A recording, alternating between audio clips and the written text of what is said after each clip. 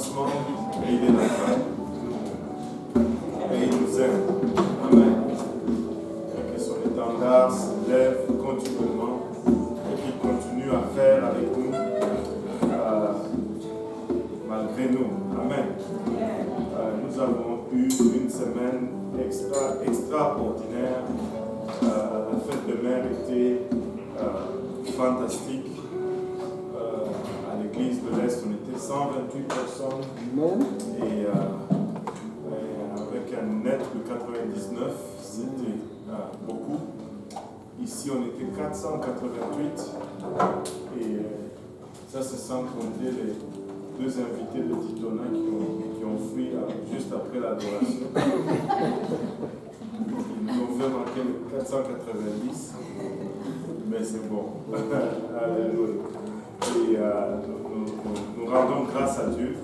À l'Est, nous avons eu 2 baptêmes d'eau, un baptême du Saint-Esprit.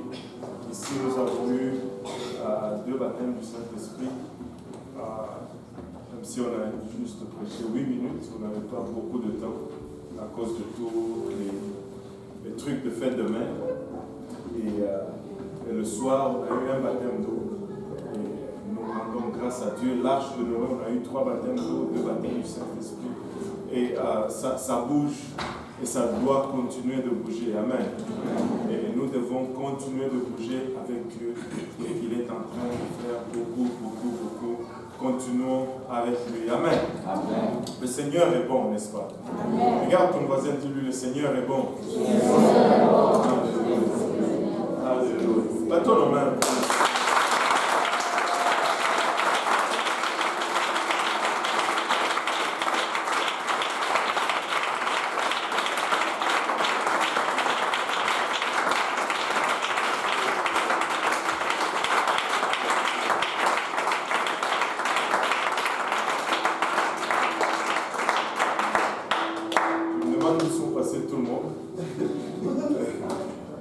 Dieu est là. Amen.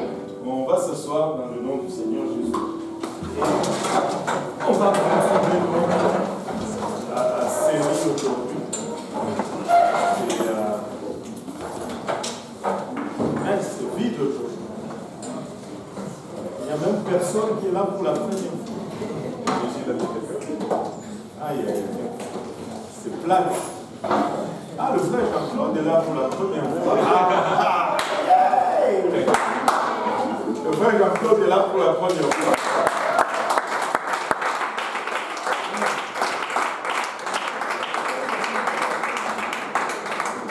C'est caché bien là. Gloire au nom de Dieu. Le Seigneur est bon. Amen. Alléluia. Maintenant, on va rentrer dans la vie de Jacob. Mais ça fait vide aujourd'hui. On n'est plus habitué à ça. Moi, je me sens tout seul. Aïe, aïe, aïe. Moi, je sais que c'est le live stream. C'est pas bon, c'est pas fait. Si on n'avait pas ça, tout le monde allait être ici. Maintenant qu'on a ça, ils disent, bon, aujourd'hui, je vais rester à la maison, je vais suivre en direct. On va couper ça. On va faire la diffusion. On va commencer à poster 3 jours après. Comme ça va nous motiver un peu d'être à la maison du Seigneur. Amen.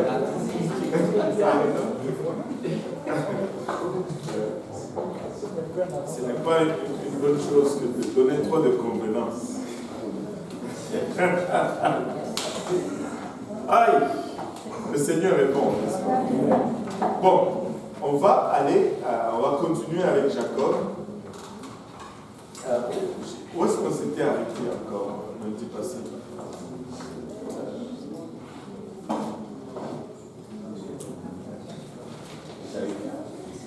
Qui pleure après ses bénédictions.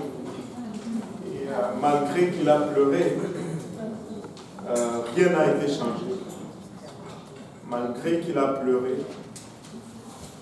on ne lui a pas donné d'autres bénédictions. Amen.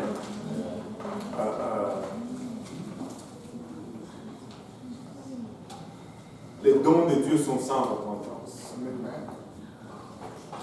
La bénédiction était déjà sortie pour Jacob. On peut questionner les méthodes de Jacob, mais on peut reconnaître son désir. Et Dieu cherche un cœur qui désire. Ésaü avait droit, mais le désir était plutôt ailleurs. Il a désiré plus les bénédictions que les responsabilités. Il a vendu les responsabilités, mais les bénédictions sont parties avec la responsabilité. Il n'y a pas de bénédiction sans responsabilité. Il n'y a pas de bénédiction sans responsabilité. Si on va recevoir les bénédictions, il faut qu'on accepte les responsabilités. Si on délaisse les responsabilités, on va perdre également les bénédictions. Amen. Donc, Jacob était, plutôt Ésaü, s'étant rendu compte de ce qu'il a fait, afin que Jacob l'a dévancé. Il était tellement fâché qu'il voulait tuer son frère. Il voulait tout simplement le tuer, parce que si Jacob était mort, je ne sais pas son raisonnement, peut-être que ces bénédictions allaient être encore disponibles, mais la maman ayant entendu cela, a demandé que Jacob puisse fuir. Et Jacob est parti de la maison de son père pour aller se réfugier chez son oncle qui s'appelait Laban. Maintenant,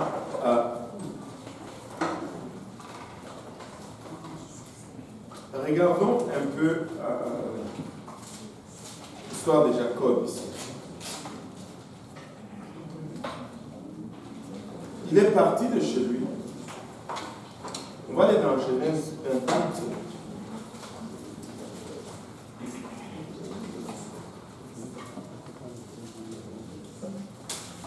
Genèse 28, on va le lire à partir du verset 10. Jacob partit de Beersheba et s'en alla à Charan. Il arriva dans un lieu où il passa la nuit car le soleil était couché. Il prit une pierre dont il fit son chevet et il se coucha dans ce lieu-là. Il eut un songe. Et voici, une échelle était appuyée sur la terre et son sommet touchait le ciel. Et voici, les anges de Dieu montaient et descendaient par cette échelle. Et voici, l'Éternel se tenait au-dessus d'elle. Et il dit, je suis l'Éternel, le Dieu d'Abraham, ton père, et le Dieu d'Isaac. La terre sur laquelle tu es couché, je la donnerai à toi et à ta postérité. Ta postérité sera comme la poussière de la terre. Tu t'étendras à l'Occident et à l'Orient, au septentrion et au midi. Et toutes les familles de la terre seront bénies en toi et en ta postérité. Voici, je suis avec toi, je te garderai partout où tu iras, et je te ramènerai dans ce pays. Car je ne t'abandonnerai point, que je n'ai exécuté ce que je te dis. On fait une pause là, on regarde un peu, on décortique ce qui vient d'être lu. Jacob part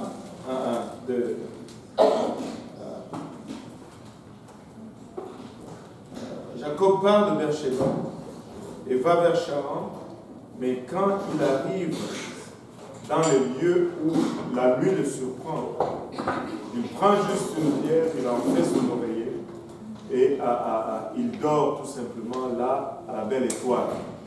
Maintenant, durant la nuit, il a eu une vision. Il voit une échelle qui montait, qui touchait jusqu'au ciel. Et le long de cette échelle, d'un côté, des anges descendaient et de l'autre côté, des anges montaient. Et plusieurs théologues ou théologiens ont interprété cela comme, premièrement, les anges qui montent, ils montent avec nos prières et ceux qui descendent, ils descendent avec les réponses à nos prières.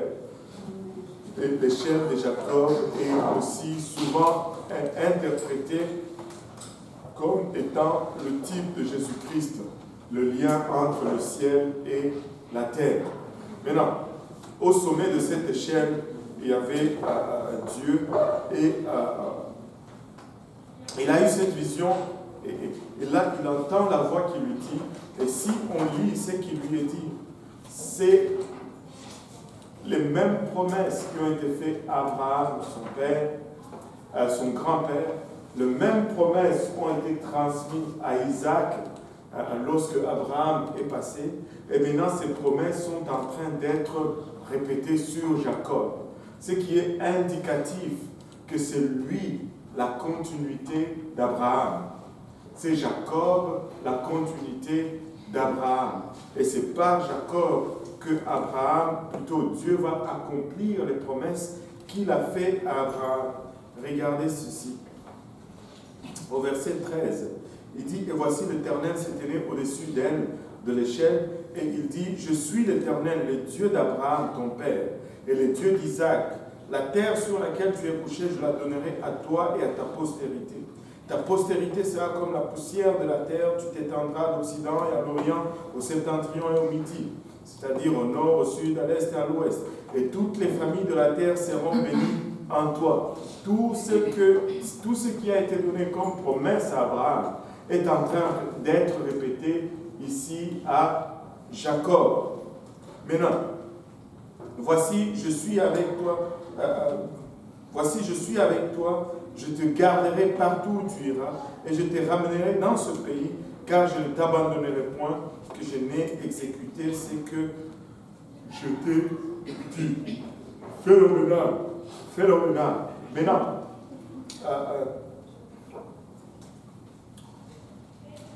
ça c'est ce que Dieu dit à Jacob. Ce sont là les promesses de Dieu à Jacob. Si ça s'était arrêté là, ça allait probablement nous induire en erreur. Mais regardez par la suite, verset 16. Jacob s'éveilla de son sommeil et il dit, certainement, l'Éternel est en ce lieu, et moi, je ne le savais pas. D'abord, il s'est éveillé de son sommeil. Très indicatif. Nous devons des fois nous réveiller de notre sommeil spirituel et réaliser que Dieu est là. Des fois, Dieu est là, mais nous ne le réalisons même pas. En fait, on ne devrait même pas se poser cette question parce que nous savons que Dieu est omniprésent. Il est partout en même temps. Il est ici. Il est là. Mais si nous ne sentons pas sa présence, c'est parce que nous sommes déphasés de lui. Mais moindrement, nous commençons à adorer. L'adoration, qu'est-ce que l'adoration fait? L'adoration corrige notre phase ou notre fréquence et le ramène à la fréquence de Dieu. Et plus nous adorons, plus nous commençons à sentir sa présence. Ce n'est pas que plus nous adorons, plus il vient. Il est omniprésent. Mais c'est nous qui changeons, qui commençons à sentir sa présence. Sa présence commence à devenir manifeste pour nous. Dieu était ici avant que nous arrivions. Il était déjà là. Même quand tu quittais ta maison, il était à ta maison. Même si tu ne le sentais pas, il était là. Mais nous sommes souvent déphasés. Et très souvent, l'adoration, la prière va corriger nos fréquences, va corriger notre phase. Et nous allons commencer à sentir sa présence. Ici, Jacob s'est réveillé de son sommeil. Et nous devons des fois nous réveiller de notre sommeil. Nous devons arriver à une place où nous nous réveillons de notre sommeil et nous commençons à réaliser que Dieu est là. Je ne sais pas pour vous, mais je sais que à quelque part, au point où vous êtes arrivé, vous pouvez regarder en arrière dans votre vie. Il y a de ces événements ponctuels dans lesquels, une fois, vous ne vous étiez même pas rendu compte. Mais aujourd'hui, vous regardez en arrière, vous dites, waouh, ça devait être Dieu. Parce que je ne sais vraiment pas comment je m'en suis sorti. Ça devrait être Dieu qui m'a épargné cette situation. Ça devrait être Dieu. À l'époque, lorsque tu traversais cela, et tu ne t'en rendais même pas compte. Écoutez, Dieu nous aimait avant que nous commencions à l'aimer. Avant même que nous le connaissions, il nous aimait déjà. Et tout ce qu'il espère, c'est que nous arrivions à un moment, à une place où nous commençons à réaliser son amour vis-à-vis de nous, son intérêt vis-à-vis de nous, et que nous nous réveillons et que nous commençons à répondre à cet amour, ou à répondre à cet intérêt. Amen. Et Jacob s'est réveillé de son sommeil. Et il dit, certainement l'Éternel est en ces lieux. Et moi, je ne le savais pas. Dieu est là. Que tu le saches aujourd'hui. Amen. Amen. Il eut peur. Il eut peur. Il dit. Il eut peur. Il eut peur. Ça, c'est la réaction normale d'un pécheur quand il réalise la présence de Dieu. Il dit que celui... La présence de Dieu.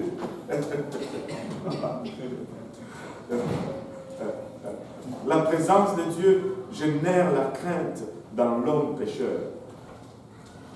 La sainteté de Dieu va générer une peur en nous. Nous allons avoir peur. Regardez, Adam et Ève, avant qu'ils n'aient péché, ils étaient corrects. Mais lorsqu'ils ont péché, Dieu vient pour le rencontrer dans le jardin. Ils sont allés se cacher. Et quand Dieu leur demande, « Où es-tu, Adam ?» Il dit, j'ai entendu ta voix dans le jardin et j'ai eu peur. Et je suis allé me cacher. Il a eu peur. Et je ne sais pas pour vous, mais je me rappelle toujours la première fois que je suis venu à l'église, ici, à Saint-Laurent. J'étais invité, c'était, je pense, une conférence, c'était un vendredi soir ou quelque chose comme ça. Il y avait à l'époque le frère Cunningham qui était là pour prêcher. Je ne sais pas s'il y en a qui connaissent le frère Jack Cunningham ici. Jack Cunningham. Il y en a qui le connaissent. Il est costaud. Lui seul, je pense, c'est 4 ou 5 personnes. Impressionnant. Maintenant, il y avait plein de... Tu sais, tous ces pentecôtistes, ils sont toujours, très souvent, en veste sombre. La lumière était tamisée. Et là, ils marchaient le long de l'autel et ils parlaient dans une langue que je ne comprenais pas. Et ça m'a mis une frousse en moi comme pas possible. J'étais là, assis dans le fond, en arrière, dans les bancs du fond. Je me disais, mais qu'est-ce qui se passe ici? Qu'est-ce qu'il y a? J'avais peur. Mais il y avait la présence de Dieu. Et moi, j'étais dans cette présence pour la première fois comme un pécheur, réalisant que, wow, il y a quelque chose dont je n'ai jamais été familier ici. Et il y avait cette peur, cette crainte. Je ne sais pas c'était quoi votre première expérience, mais pour moi, c'était comme ça ce jour-là. J'ai eu peur. Et la présence de Dieu génère la peur dans un homme pécheur. Il eut peur. Et il dit,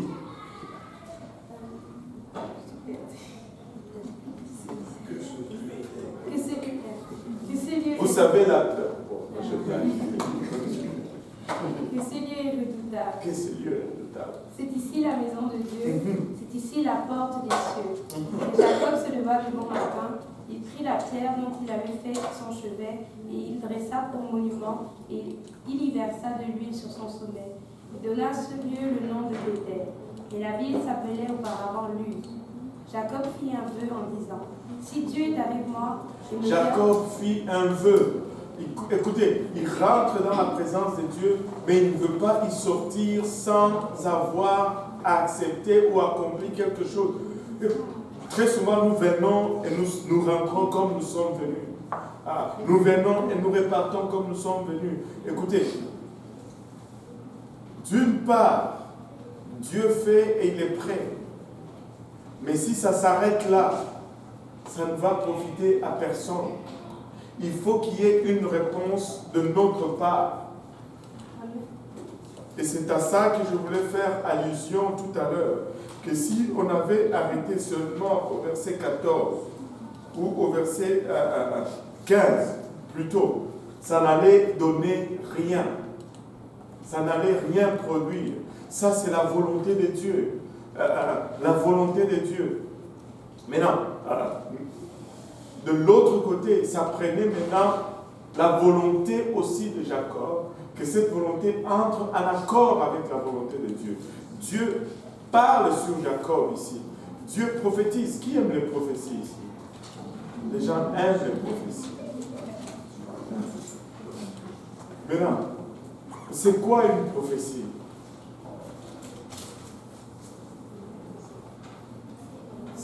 Le prophétie, ce n'est pas Dieu qui te dit ce qui va arriver demain. C'est pas tout à fait ça. C'est peut-être que ça va arriver demain, mais ça, c'est pour que ça arrive demain, il faut qu'il y ait autre chose. Une prophétie, c'est une révélation. Tout le monde dit révélation. Révélation. C'est une révélation de l'intention de Dieu pour toi. Dieu te révèle ce qu'il désire pour toi. Mais pour que cela arrive, il faut que tu coopères. Dieu avait-il promis la terre de Canaan aux Israélites, oui ou non? Oui ou non? Oui. Oui ou non? Oui. Et Dieu dit, cette terre, je vous la donnerai. Amen. Il l'a même dit ici. On l'a lu. Cette terre sur laquelle tu es couché, je la donnerai à toi et à ta postérité. Amen. Amen. C'est une prophétie. Amen. Mais Israël devait faire la guerre pour avoir cette terre. Il devait se battre pour conquérir cette terre. Ils ne se sont pas dit, wow, Dieu a dit qu'il va nous la donner, alléluia, nous allons attendre jusqu'à ce qu'il nous la donne. Ça n'allait jamais arriver s'ils ont réagi de cette façon-là. Dieu révèle son intention pour le peuple d'Israël. Mais le peuple d'Israël doit aussi aligner leur volonté, c'est-à-dire, ils disent, Dieu nous a dit qu'il va nous donner cette terre, maintenant nous allons aller, nous allons nous battre parce que nous allons la prendre. Ça n'aurait pas été assez d'avoir juste la prophétie et de s'asseoir dessus. Il faut se battre. Il faut aligner notre volonté avec la volonté de Dieu. Une prophétie est une révélation de l'intention de Dieu pour toi. Mais si tu ne coopères pas, ça ne va pas arriver. Ça ne va pas arriver. Dieu n'a pas toujours sa volonté. Certains pensent qu'ils sont mieux que Dieu, en fait. Ils veulent toujours que ça soit à leur façon. Même Dieu, des fois, ce n'est pas sa façon. Là, on me dit, parce que là, c'est trop lourd, là. Dis-le, Nephtali, c'est trop lourd. Regardez celle-ci, c'est la plus facile. C'est la volonté de Dieu que nul ne périsse, mais que tous parviennent à la repentance ou au salut. Mais maintenant, est-ce que tout le monde parvient au salut? Donc Dieu n'a pas sa volonté. Et qu'est-ce qui empêche cette volonté? C'est ta volonté. C'est la volonté, bon, pas toi, je veux que tu veux être sauvé, mais c'est la volonté des autres. C'est la volonté des autres. Ils ne veulent pas venir à l'église. Ils ne veulent pas venir aux études bibliques.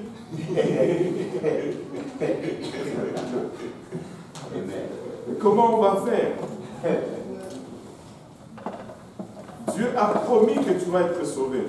Mais toi maintenant, tu dois prier, tu dois jeûner, tu dois lire ta parole, tu dois venir à l'église, tu dois venir aux études bibliques, tu dois évangéliser. Oui, tu me dis, mais Dieu m'avait promis déjà que je vais être sauvé. Ouais, mais si tu ne fais rien, tu vas être perdu. Écoute, pour être sauvé, il faut que tu fasses quelque chose. Mais pour aller en enfer, fais rien, tu vas en enfer. Tu n'as pas besoin de faire quoi que ce soit pour aller en enfer. Si tu restes là, juste là, tu ne fais rien, tu vas en enfer. C'est vrai. Vous ne me croyez pas, mais c'est vrai. Pour aller au ciel, il faut que tu te répandes de tes péchés. Amen. Il faut que tu sois baptisé au nom de Jésus-Christ pour le pardon de tes péchés. Il faut que tu reçoives le don du Saint-Esprit et que tu parles en langue comme évidence. Et il faut que par après tu mènes une vie de sanctification. Mais pour aller en enfer, tu n'as pas besoin de te faire baptiser. Tu n'as pas besoin de tuer quelqu'un pour aller en enfer. Tu fais rien, automatiquement tu es. C'est la destination par défaut. Aïe, aïe, aïe, aïe. Mais non. Jacob a fait un vœu. Il ne suffit pas seulement d'entendre de la part de Dieu, mais il faut s'engager à marcher selon ce qu'on a entendu de la part de Dieu. Sinon, ça va nous servir de rien. Amen. Oui, on continue. Jacob fit un vœu en disant, « Si Dieu est avec moi et me garde pendant ce voyage que je fais, s'il me donne du pain à manger et des habits pour me vêtir, et si je retourne en paix à la maison de mon père, alors l'Éternel sera mon Dieu. Cette pierre que j'ai dressée pour monument sera la maison de Dieu, et je te donnerai la dîme de tout ce que tu me donneras. » Je te donnerai la dîme de tout ce que tu me donneras. Regardez ceci. Jacob prend un engagement avec Dieu. Oui, Seigneur, tu m'as parlé, telle est ta promesse pour moi. Maintenant, voici ma part du contrat. Si tu me protèges, si tu me gardes, moi je vais te servir. Tu vas être mon Dieu et tout ce que j'ai, tout ce que tu me donneras, je te donnerai le 1/10 de cela. Là, je pense, c'est peut-être la deuxième fois qu'on parle de la dîme dans la Bible. La première fois, c'est quand Abraham est retourné de la guerre pour délivrer Lot, qui était pris par les rois qui avaient assiégé Sodome et Gomorrhe. Il a donné sa dîme à Melchisedec, le roi de Salem. Maintenant, là, Jacob, il dit, si tu fais ça pour moi, Seigneur, je vais te servir, tu seras mon Dieu, et je vais te donner la dîme de tout ce que tu me donneras. La première chose qu'on doit se dire ici, c'est que jusque-là, Jacob ne donnait probablement pas sa dîme. Parce qu'il dit, là, je vais commencer à le faire. Sinon, ça n'allait pas faire partir d'un vœu là. Amen. Maintenant, deuxième chose, c'est quoi? La deuxième chose, c'est que d'où est-ce qu'il a appris ça? Parce que dans tout ce que Dieu lui a dit, Dieu ne lui a rien demandé. Dieu ne lui a fait que des promesses. Mais lui, il dit, si ça, voilà ce que je vais faire, et en plus, je vais te donner la dîme. D'où est-ce que lui aurait appris la dîme? Je lui ai dit, mais pasteur, pourquoi est-ce que tu soulèves cela? Parce que je me rappellerai toujours de ce garçon qui m'a traumatisé une fois. Il était anti-dîme comme pas possible. Mais il menait une vie de galère, comme je l'ai dit déjà peut-être à plusieurs reprises. Il mangeait par bisou. C'est-à-dire, il devait calculer pour arriver à une place où on a préparé pour qu'il puisse manger. Et ça ne m'étonne pas. Maintenant, quand j'ai essayé de le raisonner, je lui ai dit, mais écoute, avant même que Moïse ne donne la loi, parce que pour lui la dîme c'était la loi, avant même que Moïse ne donne la loi, Abraham a donné sa dîme, Abraham donnait sa dîme. Et là il dit, non, Abraham l'a donné seulement une fois. J'ai dit, mince alors, si Abraham l'a donné seulement une fois, d'où est-ce que Jacob allait apprendre ces principes? D'où est-ce que Jacob allait savoir là-dessus? Et pourquoi? Regardez ceci. Lis un peu le verset 20. Jacob fit un vœu en disant... le verset 22. Cette pierre que j'ai dressée pour monument sera la maison de Dieu. Et je te donnerai la dîme de tout ce que tu me donneras. Maintenant, comment est-ce que tu peux donner en une fois la dîme de tout ce que Dieu va te donner? À moins qu'il te donne une fois, et puis c'est fini. Ne me lâchez pas. Là. Amen. Amen. Comment est-ce que tu peux donner une fois, en une fois, la dîme de tout ce que Dieu peut te donner? Parce qu'il dit, et je te donnerai la dîme de tout ce que tu me donneras. Maintenant, comment tu peux faire ça en une shot? Il faut être fort pour le faire. Écoutez, quand on essaie de tordre la parole de Dieu, on arrive toujours à une place où ça ne fit plus. Ça ne marche plus. Moi, je pense que Jacob donnait sa dîme continuellement. Alors que Dieu les bénissait, il sortait à chaque bénédiction et il donnait. En fait, tout ce que nous avons appartient à Dieu. Même la terre sur laquelle nous marchons, elle appartient à Dieu. La connaissez-vous, l'histoire de ces savants qui se sont mis à travailler, ils ont fait des recherches, ils ont fait des recherches et des expériences finalement, ils ont appelé Dieu et ils étaient très contents. Ils disent, Dieu, nous avons finalement trouvé, nous pouvons créer aussi un homme. Donc, nous n'avons plus besoin de te mettre là au-dessus parce que nous pouvons aussi créer un homme. Dieu dit, ah bon? Ok, c'est bon, allez-y, faites-moi la démonstration. Là, ils étaient tous contents, ils se mettent ensemble. Et là, ils se penchent pour prendre la terre.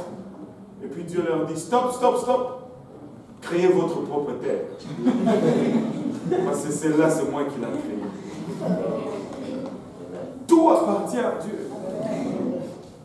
Tout appartient à Dieu. Mais l'air que nous respirons appartient à Dieu. Écoutez, si Dieu commençait à nous taxer vraiment 10% de ta respiration, déjà il nous laisse.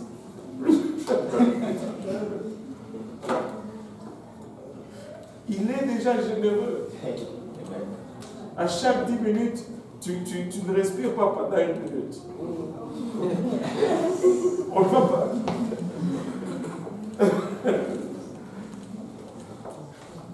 Dieu est bon. Dieu est bon. On ne peut pas laisser faire seulement. Dieu est bon. Accepter le deal qu'il offre. Il t'offre toujours le meilleur deal. Amen. Si Dieu est avec moi, il dit, je promets, je vais le servir et je vais lui donner le 1/10. Et vraiment, quand il fait cela, c'est parce que ce n'est pas parce que Dieu en a besoin. C'est parce que nous en avons besoin.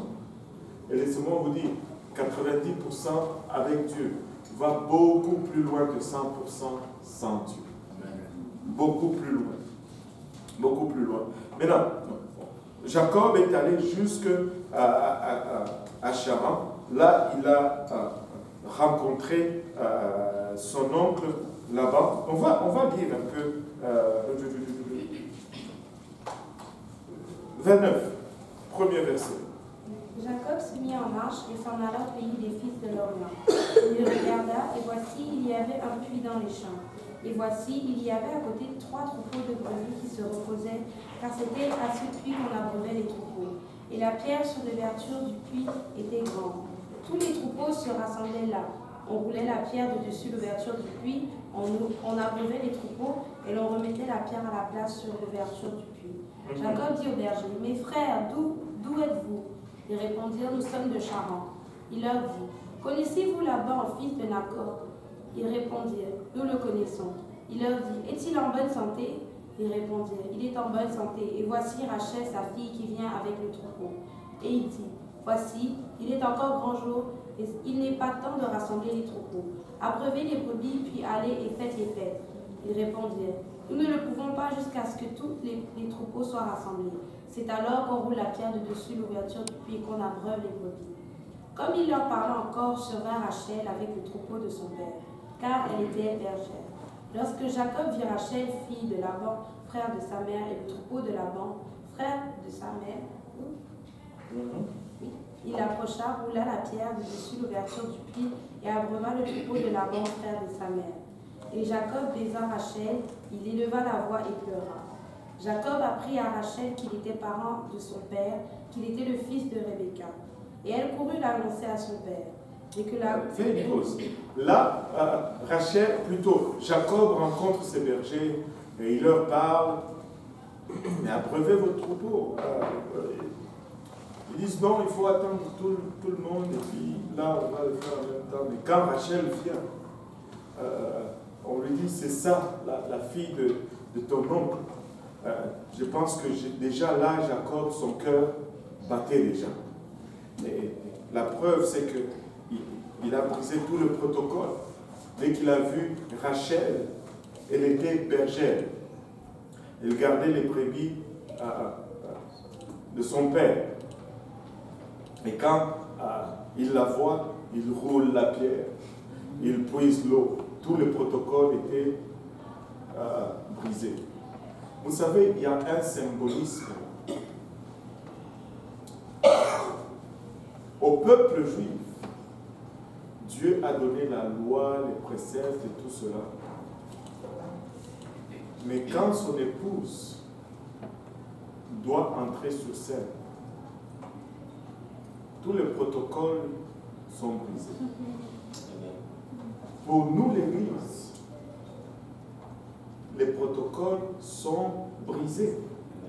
Le premier et le plus grand des protocoles, quand tu péchais, tu devais amener une brebis,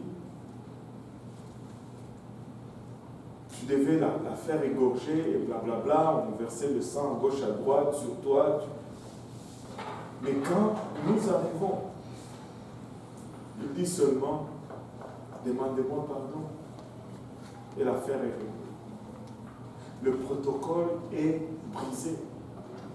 Le protocole est brisé. Pour son épouse, le protocole est brisé. On va rentrer en détail là-dedans à un moment donné. Mais regardez, Rachel maintenant court. Et ici, il dit, et Jacob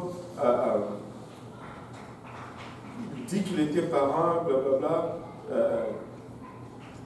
Il a levé la voix et puis la Bible nous dit qu'il la baisa. Moi je crois probablement c'est à la main.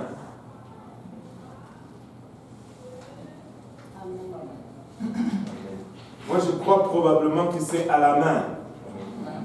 Amen. Amen. Comment il y a que le frère Simplice qui dit Amen? Moi je crois que c'était à la main. Amen. Alléluia. Et que tous les jeunes disent Amen. Amen. Alléluia. Amen.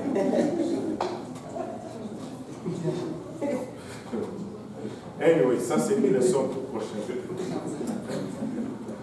Elle a couru, l'annoncer à Laban. Maintenant, écoutez bien ceci. Dès que Laban eut entendu parler de Jacob, fils de sa sœur, il courut au-devant de lui, il l'embrassa et le baisa, et il le fit venir dans sa maison. Jacob raconta à Laban toutes ces choses. Et Laban lui dit, certainement, tu es mon os et ma chair. Wow. Je ne sais pas si vous avez vu cela. Il dit certainement. Là, Jacob, qu'est-ce que Jacob a raconté à Laban? Jacob a raconté comment il a acheté le droit d'aînesse. Il a raconté comment il a trompé son père. Il a pu avoir la bénédiction en jouant. Et là, Laban entend ceci. Il dit, toi vraiment, tu es mon vrai gars. Écoute, un escroc comme Laban, s'il te dit que toi tu es vraiment mon os et ma chair, tu es dans le trou, fais tes bagages et prends la fuite. En d'autres termes, il dit, waouh, toi et moi vraiment, c'est la même chose. Quel avertissement! Quel avertissement! Écoutez, sur cette terre, tu vas toujours rencontrer ton pareil. tu vas toujours rencontrer ton pareil. Donc, moins t'en fais, mieux c'est.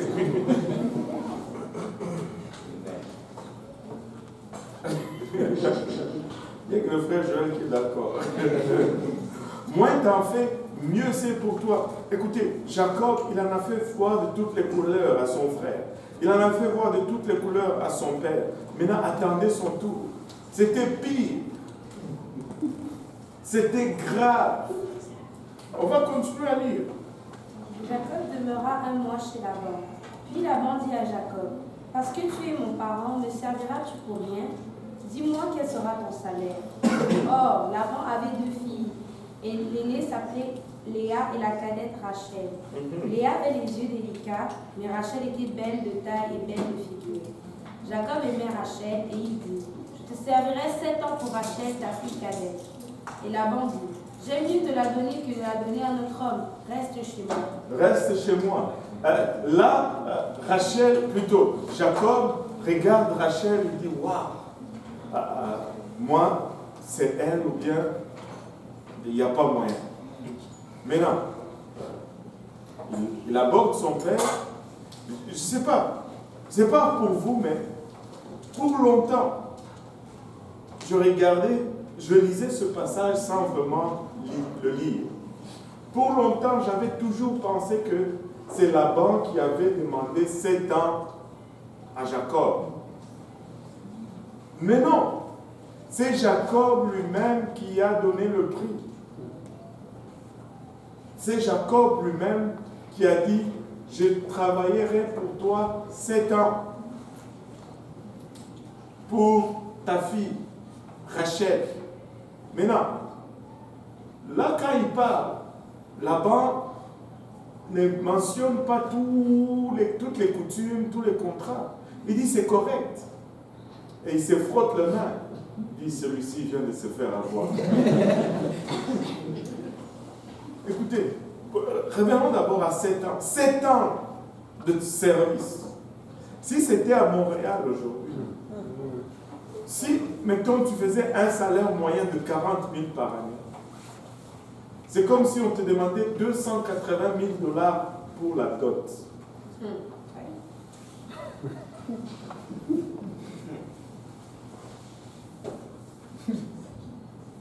7 ans de service. Et toi, tu me dis que tu veux te marier.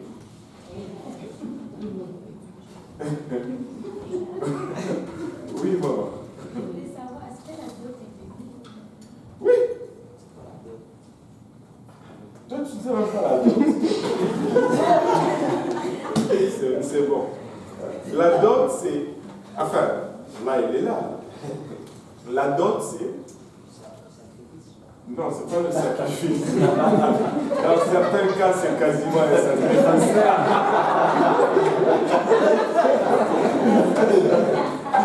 En fait, c'est pas...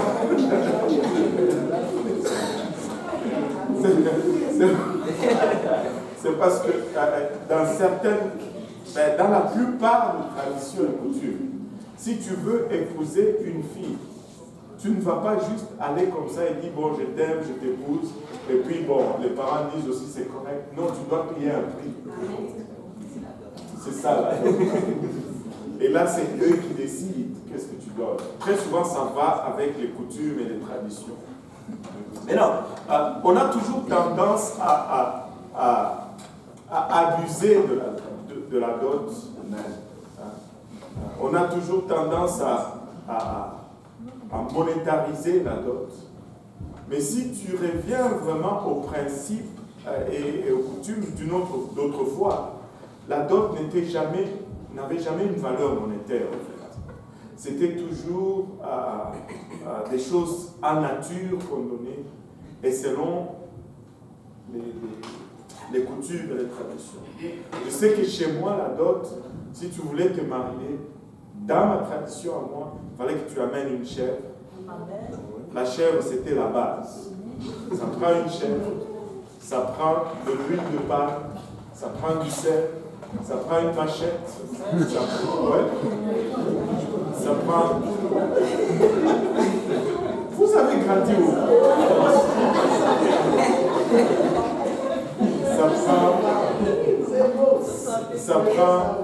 Ça prend... Chez nous, écoutez, donnez-moi 2 minutes là, donnez-moi 2 minutes, Chez nous, il y a tout un processus.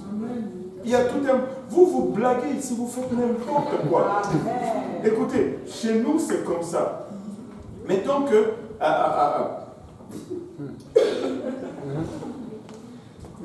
admettons, quelqu'un veut épouser ma fille. Ok? Tu ne vas pas juste venir comme ça chez moi, je veux épouser ta fille. Je te chasse.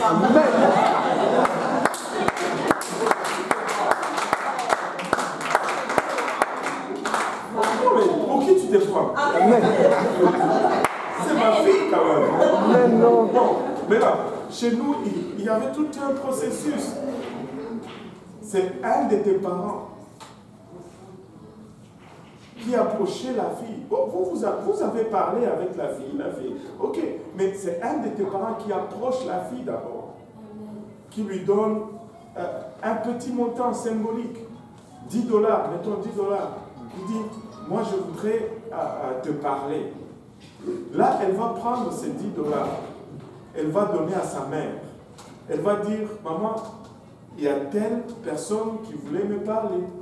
Elle ne va même pas dire vraiment le nom du garçon. Et puis, la maman va demander, oh, mais dans cette famille, il y a quelqu'un qui veut épouser dans notre famille. Et là, la maman va donner maintenant ces $10 au papa. Et il dit, bon, il y a quelqu'un qui veut parler à ta fille. Et le papa va demander, c'est quelle famille?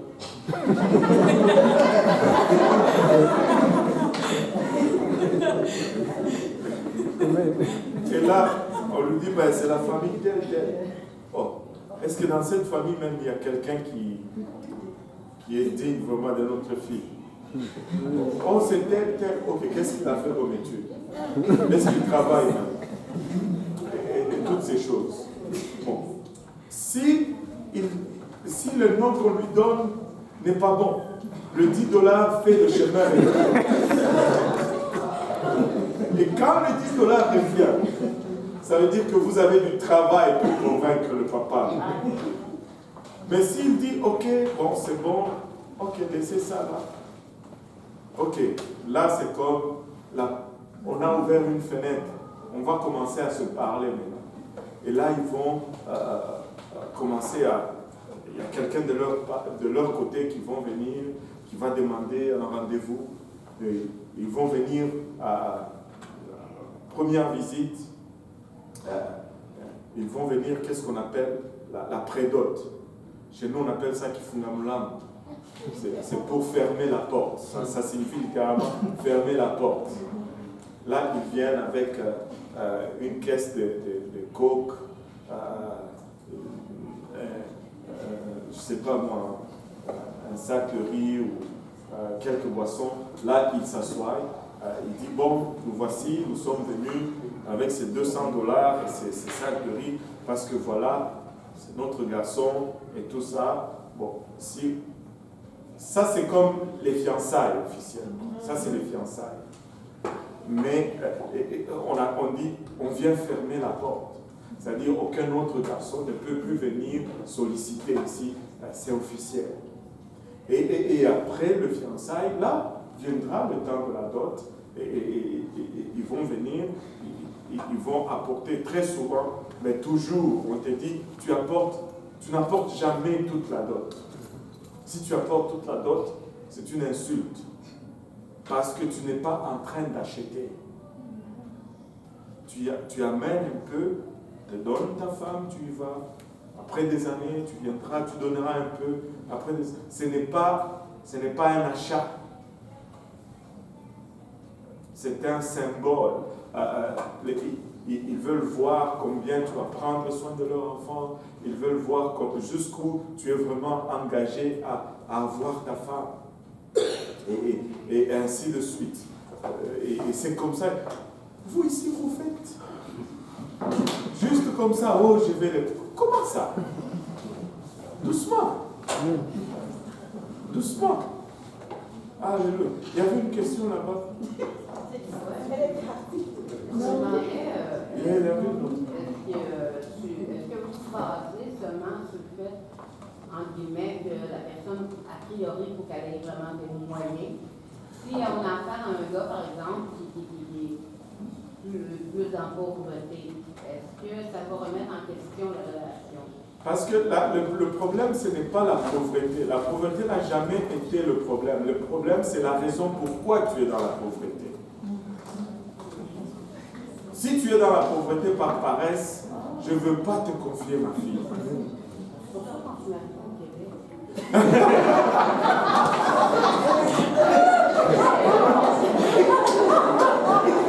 On va retourner à Jacob.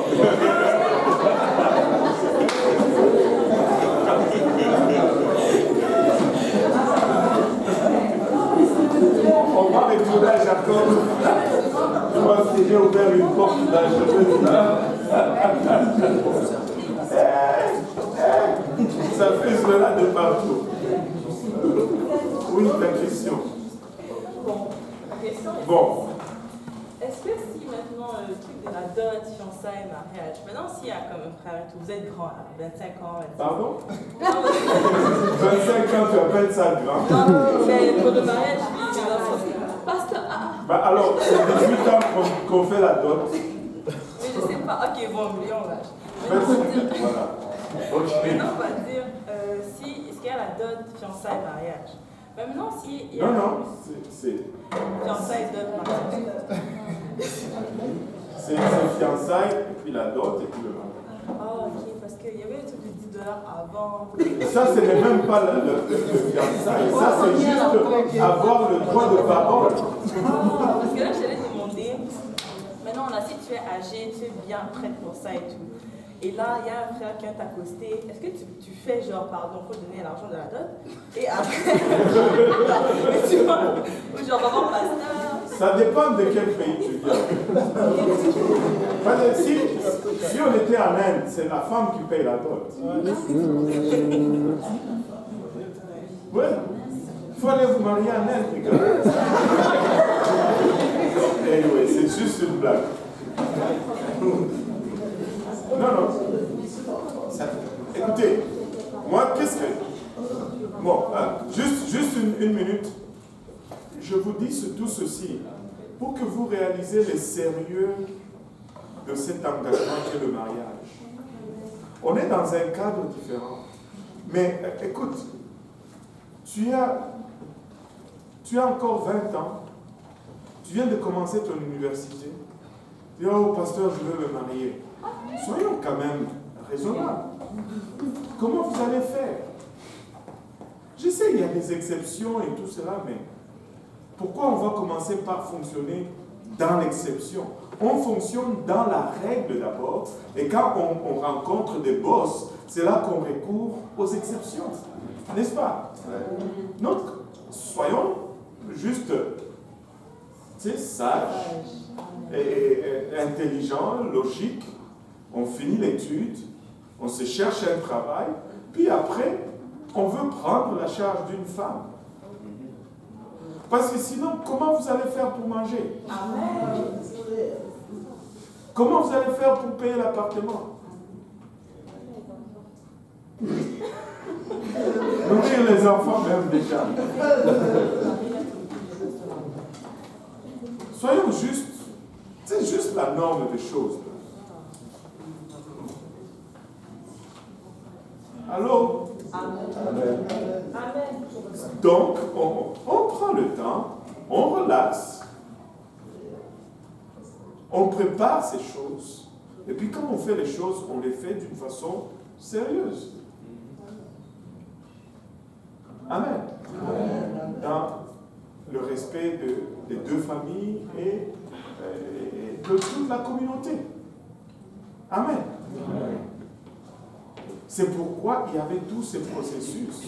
Mais maintenant, nous sommes ici au Canada. Si je te dis, bon, tu veux ma fille, il faut que tu amènes une chèvre. On va t'arrêter en cours de route. Tu ne peux pas te promener avec une chèvre.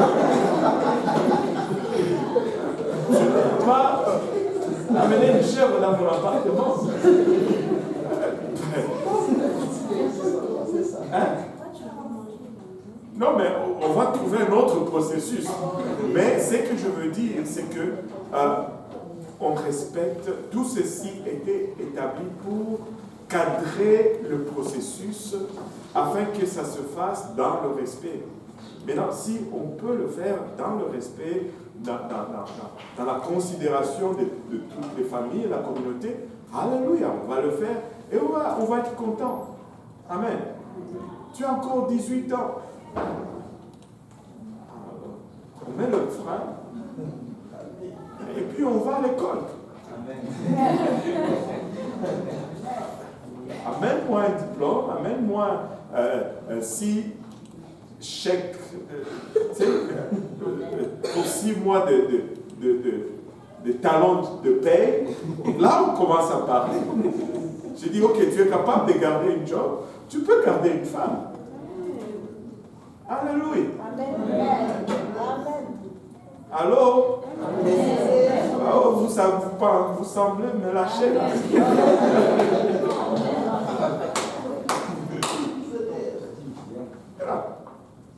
Anyway, il y avait une question là.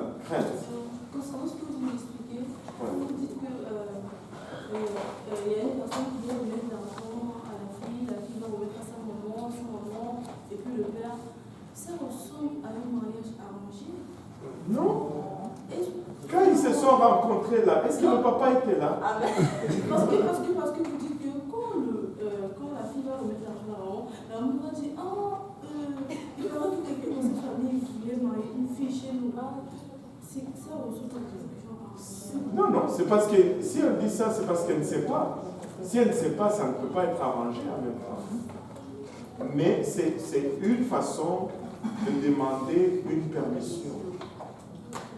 Parce que tu ne vas pas juste commencer à parler à la fille de quelqu'un comme ça.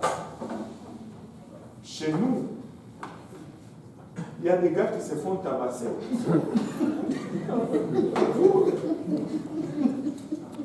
Non? Amen. Et écoute, tu vas parler à la fille de... Qu'est-ce que tu vas lui dire? On te tape. Ça c'est... En Haïti, ça ne se faisait pas. Quand tu étais jeune, c'est comme ça. Tu vas parler comme ça en désordre à la petite sœur des gens. Il faut te taper. Il faut te taper. Mais quand tu respectes le processus, alléluia. Écoutez, c'est une question de respect et de dire que je viens par la voie normale demander une permission. Amen. Ça montre beaucoup de respect et d'estime pour la famille que tu vas solliciter. Écoute, si tu veux qu'ils te donnent leur fille, il faut que tu leur témoignes un peu de respect. C'est tout simplement ça. Là où ils se sont rencontrés à l'école, vous n'étiez pas là. Quand elle a pris le $10, d'abord elle a pris le $10 là-bas. Est-ce que la maman était là? Elle n'était même pas là. Elle est surprise de voir le $10 arriver à la maison. C'est là qu'elle commence à demander, mais c'est qui même? Voilà. Oui, non. Ah oui. Oui. C'était justement à propos de la dot. J'ai écouté un pasteur qui disait que il ne faut pas accepter ça de nos jours. Pourquoi? Parce que Dieu dit que je vous ai donné gratuitement.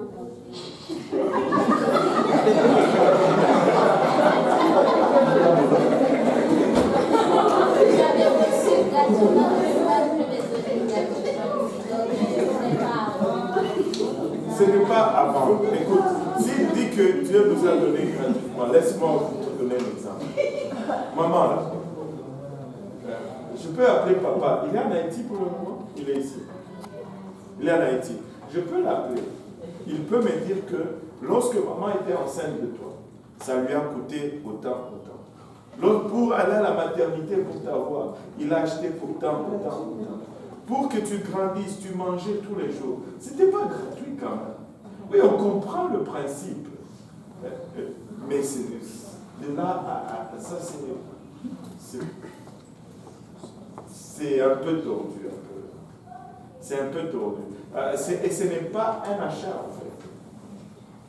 Si,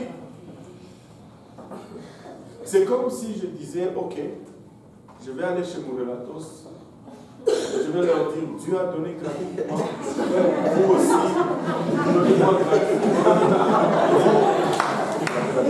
Je prends les fruits et tout ça. Même si on sait que naturellement, c'est Dieu qui a fait que ces fruits poussent et tout ça, mais il y a eu un effort investi là-dedans. Et on veut reconnaître cet effort. Ce n'est pas un achat. Et c'est vraiment une reconnaissance, un aspect, un encadrement pour le processus. Un encadrement pour le processus. Et en passant, moi je sais une chose. C'est que la chose qui ne t'a rien coûté, tu ne vas pas garder cela précieuse. Quand tu as investi le temps là-dedans, quand tu as investi l'effort, là tu valorises cela. Amen. Amen. Voilà. Bon, on va essayer d'avancer un tout petit peu. Oh boy. Écoutez, Jacob va attendre longtemps là. On va juste avancer un tout petit peu parce que c'est la première fois qu'on tombe dans le mariage sur Jacob à ce point-là. Anyway. La dernière et puis on retourne à Jacob. Là, tu veux que je me dépêche, je vais la dire clairement. Au Québec, vous êtes chez vous ici. Excuse ma question, mais est-ce que vous êtes évolué de génération en génération ou vous restez toujours les mêmes? C'est qu'est-ce qu'on appelle l'évolution en fait? C'est que si je recule un petit peu de mon temps, on avait 14 ans, puis on était déjà fiancés, puis on se mariait vers l'âge de 16 ou 17 ans. Si ça revient, ça, tu vas avoir tout un problème, si t'es grand-père, je sais pas, là, mais... Mais c'est justement pourquoi je dis à 18 ans, ne viens pas me voir pour me dire que tu vas te marier. Donc tu refuses l'évolution. Parce que là, tu es en train de dire une chose et son contraire. Parce que tu me dis, à 14 ans, on était fiancés. Moi, je dis, à 18 ans, je refuse de te fiancer, ma fille. Je veux que tu finisses au moins les études. Et en passant, il faut faire très attention avec ce qu'on appelle l'évolution de nos jours. Parce qu'on dit qu'on est évolué ici.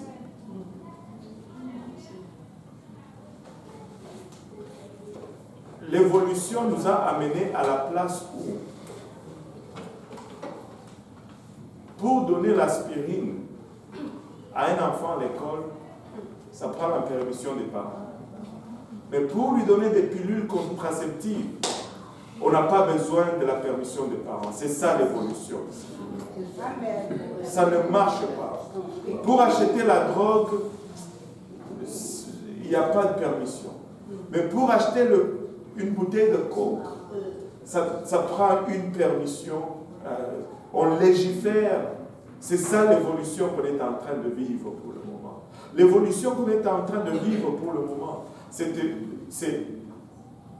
faire l'avortement d'une fille de 14 ans sans que ses parents ne le sachent. Ça, moi, je n'appelle pas ça évolution. Ça, c'est une dévolution, dévaluation. On est en train, tout ce qui est moral, je suis en train d'élever ce qui est moral. Je suis en train de dire ici que, avant de te marier, assure-toi d'être responsable, en bref. C'est tout ce que j'ai dit. Avant que tu t'engages dans le mariage, assure-toi d'être responsable. Parce que si tu veux prendre l'enfant de quelqu'un sous ta charge, assume. Si elle mangeait du pain le matin, sois capable de lui donner le pain le matin. Amen. Mais commence pas à lui donner. Le matin, quand elle était chez elle, elle mangeait du céréal avec du lait. Maintenant, quand elle est chez toi, tu veux lui faire manger du céréal avec de l'eau. C'est l'enfant de quelqu'un. Prends soin. Assure.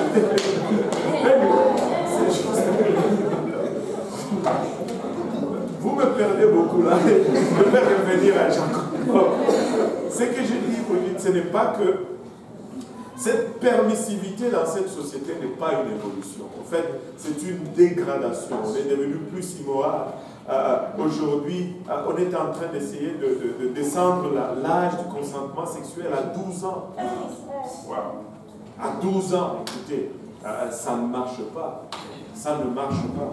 C'est pas d'hier, c'est comme ça. Il enseigne à l'âge de 5 ans, ok. C'est pas d'hier qu'à l'âge de 12 ans. Ben, c'est là, parce que enseigner, moi je ne parle pas d'enseigner, je dis par la loi. Ça, ce n'est pas l'évolution, ça. Enseigner la sexualité à la maternelle, ce n'est pas l'évolution. Ça, c'est de la dépravation. Laissez-moi vous dire, même le concept même d'enseigner la sexualité, c'est une stupidité. C'est une stupidité. Tu n'enseignes pas la sexualité. Qu'est-ce qu'ils enseignent? Ce qu'ils enseignent, c'est comment ne pas tomber enceinte. C'est comment faire la débauche sans récolter les conséquences. C'est comment... ils n'enseignent pas la sexualité. Non, mais ils parlent à la femme aussi, à la fille qui deviendra femme, là. Écoute, je recule de loin, mais j'en ai vu combien, moi, qui ne savaient pas, puis les parents ne parleront jamais, c'était beau. La fille, elle se retrouve, bingo, en éducation physique, ça ne fait pas ce qu'il y a là. Non. Il y en a eu. Non. Oui. Ça, c'est la fausse excuse qu'on donne. Maintenant, si tu regardes combien il y en a eu comme ça, pour qu'on passe une loi, écoutez, dans l'éducation sexuelle, là, ce n'est pas ça qu'ils enseignent. Ce qu'ils enseignent, c'est comment tu peux avoir les rapports sexuels sans tomber enceinte. Ça se limite à cela, sans contracter des maladies sexuellement transmissibles. 90% de l'éducation sexuelle, c'est ça. C'est ça qu'ils donnent à l'école. D'accord, avec l'éducation sexuelle, c'est une base qui commence quelque part. Ça, c'est du ressort des parents. Il faut éduquer le parent. Non. Tu ne peux pas commettre une erreur pour corriger une erreur. Parce que ce n'est pas aux enseignants d'enseigner cela. D'abord, on n'a même pas la même valeur. Il y a des enseignants qui sont extrêmement libéraux. Il y a des enseignants qui fument la drogue avec leurs enfants dans leur maison. Moi, je ne veux pas qu'ils enseignent quoi que ce soit là à mes enfants. Ça, c'est de la responsabilité de la famille, c'est de la responsabilité du parent. Si les parents faillissent, ben, qu'on éduque les parents. Qui va le faire? Toujours bien pas les Ben, alors, pourquoi est-ce qu'ils vont se mêler de ça? Ce qu'ils font avec les enfants, pourquoi est-ce qu'ils ne le font pas avec les parents? Hein? J'en ai vu, moi, des parents sortis, j'ai 4 enfants, là. Ouais, mais écoute, Brigitte, tu ne peux pas prendre tu ne peux pas légiférer sur les exceptions. Tu ne peux pas avoir 100 parents, et puis parce que 2 parents ont passé à côté, alors on va changer la loi pour tous les 100 parents. C'est ce qu'on est en train de faire. Ça ne marche pas comme ça. La plupart des parents ont fait leur travail comme il faut. Les cas dont tu parles sont rares. Ce n'est pas la majorité dont on parle. On a toujours tendance, et ça c'est une des techniques de ce système. Non, attends, écoute un peu, Brigitte. On va toujours prendre une crise, on va profiter d'une crise pour contrôler toute la population. Le but, c'est le contrôle de la population. Le but, ce n'est pas d'aider ses parents qui sont passés à côté là. Là, on prend une situation ponctuelle, on généralise pour tout le monde. Honnêtement, c'est quoi le pourcentage des parents qui ne parlent pas de ça à leurs enfants? Donnez-moi les chiffres. C'est pas ça. Et ce n'est même pas, même avec cette éducation, on voit toujours des stupidités. Même avec l'éducation, on en voit encore. Et là, ce ne sont même plus les enfants, même les adultes font les mêmes conneries maintenant. Pourquoi? Parce que on a fait juste des gros bébés, en fait. Et bref, c'est ça. C'est l'État fait tout. Non, ça ne se fait pas. Et retournons à Jacob.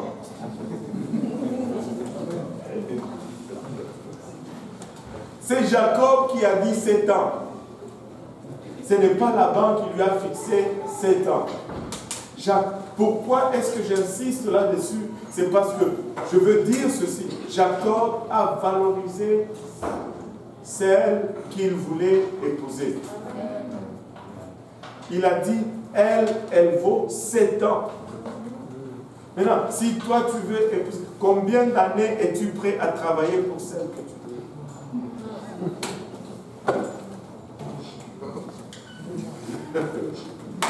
Oh boy! Anne-Laurie, tu as dit que tu voulais travailler combien d'années?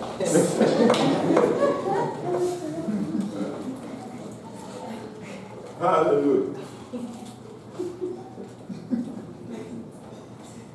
Lui, il veut juste t'épouser tout de suite. Il veut juste que tu dises oui. Non! On va les promener. Pendant 7 ans au moins.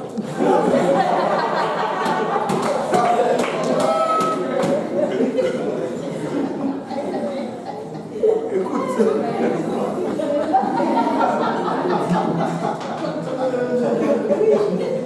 Oh, pasteur, et si quelqu'un d'autre, écoutez, si, alors c'est qu'il ressentait pour toi n'était pas vraiment sincère. Si quelqu'un peut juste prendre ta place comme ça, c'est que ce n'était pas vraiment ta place. Anyway, il y a que ça encore. On va retourner à Jacob. 7 ans, hein? 7 ans, Jacob. Regardez ceci. Regardez ceci. Jacob aimait Rachel. Amen. Amen.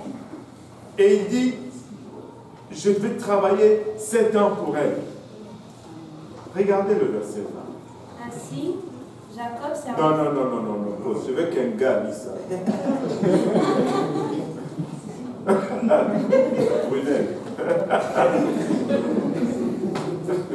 Ainsi, Jacob servit 7 ans pour Rachel, et elles furent à ses yeux comme quelques jours parce qu'il l'aimait. Elles furent à ses yeux comme quelques jours. Pourquoi? Parce que il aimait avec l'amour. Même 7 ans, ça devient comme quelques jours. J'aurais espéré que quelqu'un applaudisse là.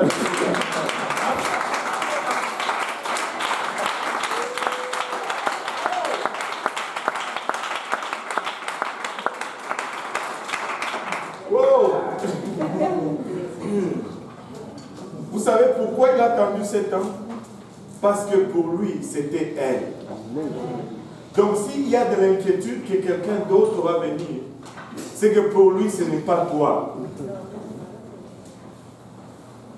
Là, les filles vont lâcher complètement. Là toutes les filles sont comme...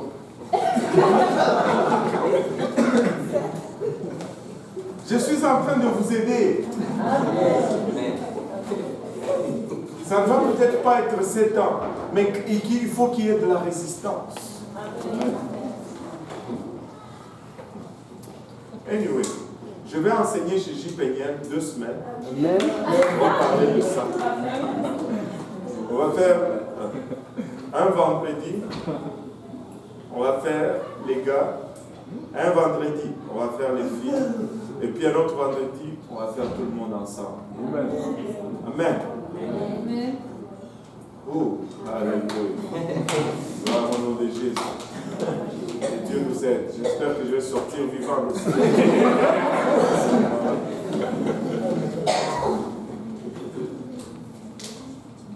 Ainsi, Jacob servit 7 années pour Rachel. Elles furent à ses yeux comme quelques jours parce qu'il l'aimait. Verset 21. Ensuite, Jacob dit à Laban, donne-moi ma femme, car mon temps est accompli, et j'irai vers elle. Laban réunit tous les gens du lieu et fit un festin. Le soir, il prit Léa, sa fille, et l'emmena vers Jacob, qui s'approcha d'elle. Et Laban donna pour servante à Léa, sa fille Zilpa, sa servante. Le lendemain matin, voilà que c'était Léa. Wow! Alors Jacob dit à Laban, qu'est-ce que tu m'as fait? Qu'est-ce que tu m'as fait? N'est-ce pas pour Rachel que j'ai servi chez toi? Je t'ai servi 7 ans pour Rachel. Pourquoi m'as-tu trompé? Oui. Laban dit, ce n'est point la coutume dans ce lieu de donner la cadette avant l'aîné. Calme-toi, Jacob. Achève la semaine avec celle-ci et nous te donnerons aussi l'autre pour le service que tu feras encore chez moi pendant 7 nouvelles années. Pendant 7 autres années, c'est rien. Juste 7 autres années. C'est toi qui as commencé les affaires de 7 ans. Je n'ai pas inventé la dépense. Et regardez, dans ce temps-là, premièrement, il n'y avait pas d'électricité. Deuxièmement, le voile là, les voiles qu'ils portaient à l'époque là, ce n'était pas vos trucs que vous portez aujourd'hui là. C'était comme ça là. Avec juste une place pour voir à travers. Et on a amené tout le monde, c'était la fête a duré longtemps. Et le soir, donc Jacob a pris sa femme, comme il n'y avait pas d'électricité, il est allé et il a couché avec sa femme. Mais au lendemain, quand le soleil se lève, ce n'était pas la belle et douce Rachel. C'était sa sœur qui n'était pas si belle et si douce. Et là, je n'arrive même pas à finir de phrase. Où est la question? En arrière. La question était, mais Léa, la fille, elle le savait? Oui, elle le savait. Elle Mais était d'accord? elle s'est soumise à son père. En ce temps-là, c'est pourquoi je vous dis, déjà qu'on vous dit, calmez-vous seulement. À l'époque, c'était plus compliqué. Léa n'avait pas le choix. Elle a juste obéi. Écoutez, c'est juste, permettez-moi d'avancer un peu, parce que sinon, plus j'avance, vous allez avoir les réponses. Mais sinon, on ne va même pas avancer. Permettez-moi d'avancer un peu, parce que le temps, lui, il avance. Maintenant, regardez ceci. Jacob était choqué le matin. Et là, il va voir son beau-père. Son beau-père lui dit, mais dans notre territoire ici, la coutume est que on marie d'abord l'aîné avant de marier la cadette. Donc, je ne pouvais pas briser cette coutume. Mais attends, tu aurais pu me parler de cette coutume avant qu'on s'engage dans cette histoire. Mais il était l'os de ses os, et ils étaient vraiment, son nom c'est sa chair. C'est-à-dire, ce que Jacob avait semé, il était en train de le récolter. Et là, il dit, mais qu'est-ce que tu vas faire maintenant? Pas de problème, je vais te donner Rachel par après, mais il faut que tu travailles cette autre année pour elle. Parce que pour lui, il voyait maintenant un ouvrier à un bon prix. Un ouvrier à un bon prix. Et Jacob a accepté. On lui a donné Rachel et il a travaillé 7 autres années, c'est-à-dire 14 ans, pour avoir vraiment la femme qu'il aimait. 14 longues années de service. Tu aimes vraiment cette fille? L'aimes-tu vraiment? Qu'est-ce que tu es prêt à payer pour elle? Qu'est-ce que tu es prêt à endurer pour elle? Maintenant, de l'autre côté, Rachel était celle qui était choisie. Mais Léa était celle qui était vendue. Trahie par son père, elle se retrouve dans une union, sachant bien que son mari ne l'aimait pas. Tu sais, vous allez voir plusieurs personnes nommer leur enfant Rachel, Rachel, Rachel, parce qu'elle était la bien-aimée, etc., etc. Mais il faut regarder Léa. Léa était une femme exceptionnelle. Elle était une femme exceptionnelle. Une femme exceptionnelle. Je ne pense pas qu'il y ait une femme aujourd'hui qui puisse endurer l'épreuve que Léa a endurée et en sortir encore en train de louer Dieu. La plupart d'entre nous, on allait blâmer Dieu. Enfin, d'entre nous, nous ne sommes pas toutes des femmes, mais la plupart des gens de notre temps, on allait blâmer Dieu. On allait être amer, on allait...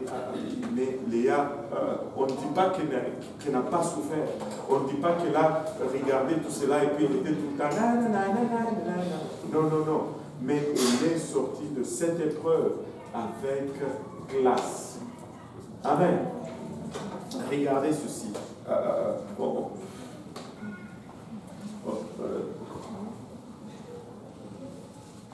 Verset 31. L'Éternel vit que Léa n'était pas aimée. L'Éternel vit que Léa n'était pas aimée. Et il la rendit féconde, tandis que Rachel était stérile. Léa devint enceinte et enfanta un fils à qui elle donna le nom de Ruben, car elle dit, l'Éternel a vu mon humiliation et maintenant mon mari m'aime. Elle a son premier fils, sa petite sœur, elle n'a pas d'enfant, elle est stérile. Elle a maintenant son premier fils. Et sa réaction, c'est que, waouh, maintenant que je lui ai donné un enfant, il va m'aimer. Qu'est-ce que ceci me dit? Ceci me dit qu'elle était là-dedans, mais elle savait bien que cet homme ne l'aimait pas vraiment. Elle se dit, maintenant, il va m'aimer. Je lui ai donné un garçon. Il va venir vers moi. Je vais conquérir son cœur avec cet enfant.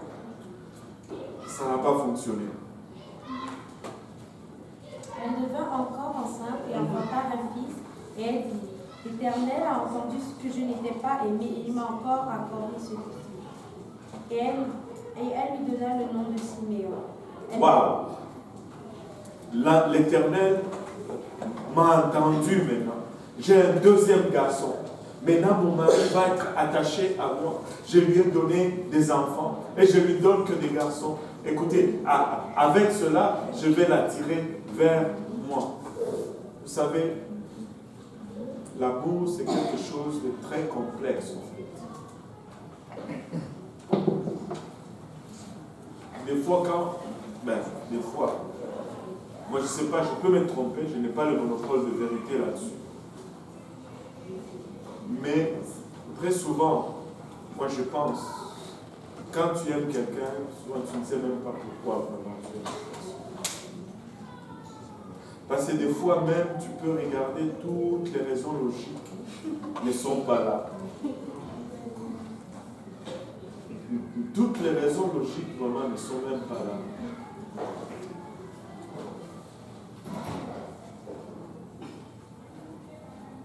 Mais elle essayait de gagner le cœur de cet homme par les enfants. Au deuxième, ça n'a pas fonctionné. Verset 34. Elle devint encore enceinte et enfanta un fils, et elle dit, pour cette fois, mon mari s'attachera à moi, car je lui ai donné 3 fils. Pourquoi on lui donna le nom de Lévi? Le troisième vient, on lui dit, elle dit, maintenant, avec 3 garçons, cet homme va être à moi. Cet homme va être dans ma poche. 3 garçons. Je lui ai donné 3 garçons. 3 raisons d'être fier. Il va maintenant m'aimer. Mais ça n'a pas fonctionné. Ça n'a pas fonctionné. Mais regardez par la suite. Elle devint encore enceinte. Elle devint encore enceinte. Et enfanta un fils. Et enfanta un fils, mais cette fois, il y a quelque chose qui change. Elle dit, et elle dit, cette fois, je louerai l'Éternel. Cette fois, je louerai l'Éternel. Oublie les gars. Cette fois, je veux louer l'Éternel. Cette fois, je veux louer Dieu. Et elle lui donna le nom de Judas. Elle lui donna le nom de Judas. Et elle cessa d'enfanter. Et elle cessa d'enfanter. Qu'est-ce que cela signifie? Elle a été satisfaite. Elle a été comblée. Elle n'a pas cherché un autre enfant. Quand elle a commencé à louer Dieu, ses priorités sont tombées en place. Écoutez, la chose qui va satisfaire le vide en toi, c'est Dieu. Amen. La chose qui va satisfaire le vide en toi, ce n'est pas le mariage. Tu peux être dans le mariage et être avide quand même. Parce que Dieu n'est pas dedans. Léa était dans le mariage, mais Dieu n'était pas dedans. Mais quand elle a commencé à louer Dieu, elle a cessé d'enfanter. Elle a cessé d'enfanter. Saisis-toi d'abord de Dieu. Cherche d'abord Dieu. Laisse Dieu satisfaire d'abord ton âme. Alors tu seras plus apte à faire toutes les autres choses. Si Dieu ne satisfait pas ton âme d'abord, peu importe l'homme dans ta vie, tu ne seras pas satisfaite. Et ça sera tout simplement un désastre ou une catastrophe. Amen. Cherche d'abord Dieu. Que Dieu te comble d'abord. Que Dieu te comble d'abord. Écoutez, j'aurais pensé qu'on allait avancer trop vite, un peu plus vite que ça, mais on va arrêter là pour aujourd'hui. Jacob travaille encore pour son beau-père et Léa a essayé de gagner le cœur de son mari, mais ça n'a pas marché jusqu'à ce qu'elle fasse de Dieu sa priorité. Si nous faisons de Dieu notre priorité, nous allons être satisfaits. Nous allons être complets. Il y a un vide en nous que seul Dieu peut combler. Il y a un prédicateur, qui le dit de cette façon, qu'il y a un trou dans notre cœur qui a la forme de Dieu. Peu importe ce que tu essaies d'y mettre, ça ne va jamais quitter.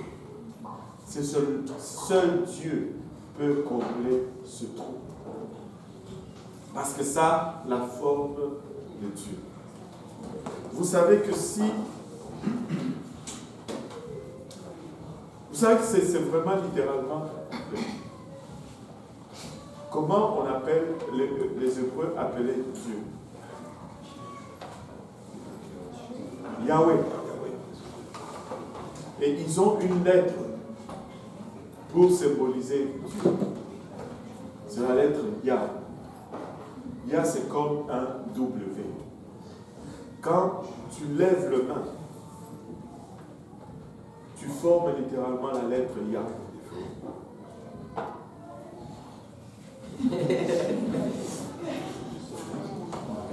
Vous savez, quand tu coupes les cœurs, il y a une forme de W là-dedans.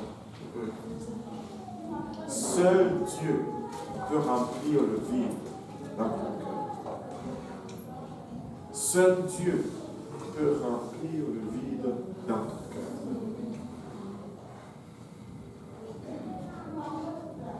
Je loue l'Éternel. Yahweh. Est-ce qu'il y a des questions? Il n'y a plus de questions. Donc vous posez les questions juste pour me ralentir.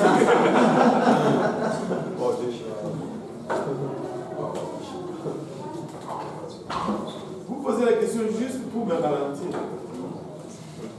Battons l'honneur pour le Seigneur.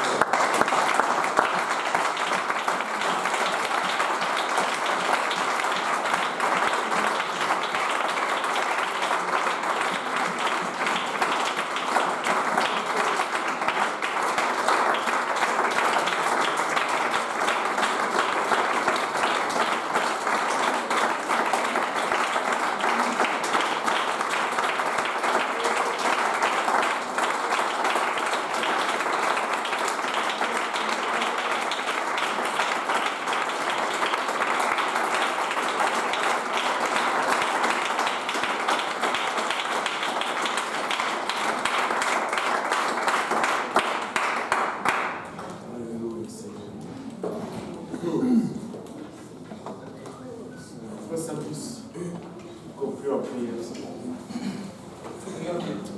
Seigneur, nous te bénissons, nous te rendons grâce encore une fois, Papa, pour cette présence, Éternel. Nous te remercions encore, Papa, pour tout ce beau monde, Éternel, Papa, que tu as monté à ta maison.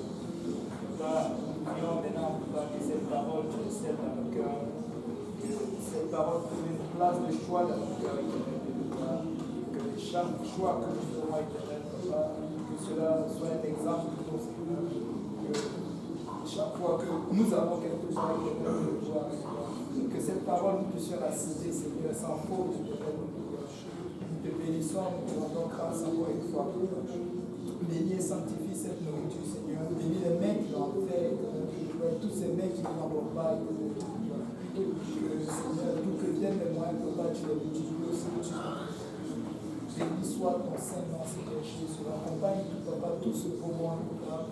Que là où ils iront, Seigneur, qu'ils apportent, Papa, cette onction dans leur maison, Seigneur. Que la prochaine fois, Papa, que ce double, Papa, éternel, soit là, Papa, pour entendre encore ta parole, Seigneur. Que tout honneur et toute gloire te vienne au nom puissant de Jésus. Que tout le monde dise au nom de Jésus. Au nom de Jésus.